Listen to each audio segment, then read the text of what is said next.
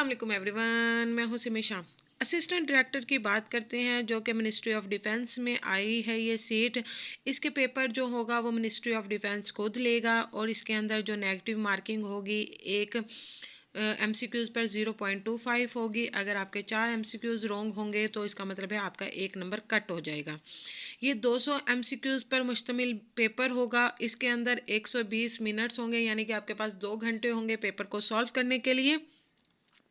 अब आ जाते हैं इसके पेपर के सिलेबस की तरफ। आपने इसी पेपर को सिलेबस को तैयार करना है। सिलेबस के अंदर 6 नंबर के जो एनालॉगीज होंगे, एनालॉगीज होते हैं इंग्लिश में होते हैं। एनालॉगीज में होते हैं रिलेशनशिप बताए जाते हैं, जैसे लकड़ी और कुर्सी बता देंगे तो फिर लोहे के साथ वो डैश लगा देंगे, नीचे ऑप्शन दे देंगे कि लोहे के साथ कौन सी चीज़ बन रही होगी, अलमारी बन रही होगी। तो इस तरह का एनालॉगीज के 6 नंबर के क्वेश्चंस आएंगे। फिर दूसरे नंबर पे जो आपके पास आएगा वो 6 नंबर के कंप्रीहेंशन आएगी, यानी कि एक पैराग्राफ दिया गया होगा, उसके अंदर नीचे 6 सवाल लिखे हुए होंगे। आपने वो पैराग्राफ पढ़ना है और उसके आंसर्स उस MCQs के मुताबिक लगाने हैं। ठीक हो गया। इंग्लिश की बात करें तो एंटोनियम्स आएंगे, सिनोनिम्स नहीं आ रहे इसके अंदर। अपोजिट को आएंगे, जैसे कि दिन रात सुबह शाम, ठीक है, और वाइट और ब्लैक। इसी तरह ये 7 नंबर के होंगे, 7 नंबर के होंगे, इसलिए इस पर ज़्यादा ध्यान दें। फिल इन द ब्लैंक्स आपके पास 11 नंबर की होगी। अच्छा जी, ये जो 11 नंबर की होगी फिल इन द ब्लैंक्स, इसके अंदर प्रीपोजिशंस भी आ सकती है, इसके अंदर आपके कनेक्शन वर्ड भी आ सकते हैं, इसके अंदर आपकी स्पेलिंग्स भी आ सकती हैं, हर चीज़ आ सकती है फिल इन द ब्लैंक्स में।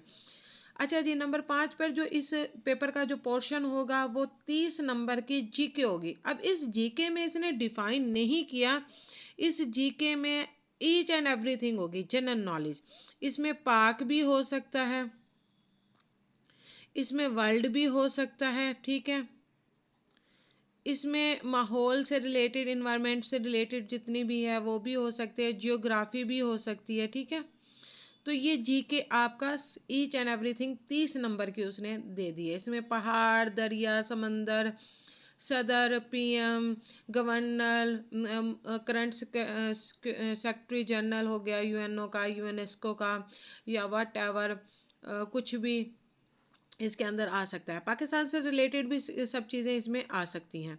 एवरीडे साइंस की बात करूँ तो 25 नंबर की है। एवरीडे साइंस में भी इसमें बहुत ज़्यादा चीज़ें आ जाती हैं, इसमें बीमारियां आ जाती हैं, इसमें आपका माहौल से रिलेटेड कोई क्वेश्चंस आ सकता है, इसमें आपका विटामिन आ सकते हैं, इसमें आपके लेयर्स आ सकती हैं एटमॉस्फेयर्स की। इसके अलावा इसमें बहुत कुछ आ सकता है 25 नंबर का, ठीक है। इसके बाद आ जाते हैं करंट अफेयर की बात करते हैं। करंट अफेयर इसने 30 नंबर का ऐड किया हुआ, ये बहुत ज़्यादा इंपॉर्टेंट पोर्शन है।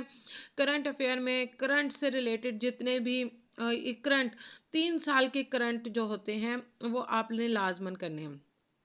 3 साल के करंट अफेयर मतलब अब आपने 2024 में पेपर देना है तो आपको 21 से लेके 23 तक का सारा आना चाहिए कि करंट अफेयर में क्या कुछ हुआ है। एनालिटिकल रीजंस आपके 10 नंबर के हैं। एनालिटिकल जो रीजनिंग है इसके अंदर ये आएगा जी, फॉर एग्जांपल आपको मेंटली तौर पे क्वेश्चंस बना दिए जाएंगे, इसका इसके साथ रिश्ता क्या है, ये सवाल है, इसको इतनी पेंसिल दे दिए, ये पेंसिल हो गया, ये हो गया, वो हो गया, या डायरेक्शंस के क्वेश्चंस आएंगे, या रिलेशनशिप के आएंगे, या वक्त से रिलेटेड आएगा एनालिटिकल में, ठीक है। या फिर बॉक्सेस बने हुए होंगे और उसमें कहे गए डिफरेंस बॉक्सेस कौन से हैं, ठीक है। या कोई एक बॉक्स बना होगा उसके साथ इसको जोड़ना है तो किसके साथ जोड़ेगा। तो ये मैथ नहीं है, ये एनालिटिकल है। अच्छा, क्वांटिटेटिव रीजनिंग, अब ये रीजनिंग का मतलब है दिमाग से रिलेटेड जो क्वेश्चंस हैं वो हैं।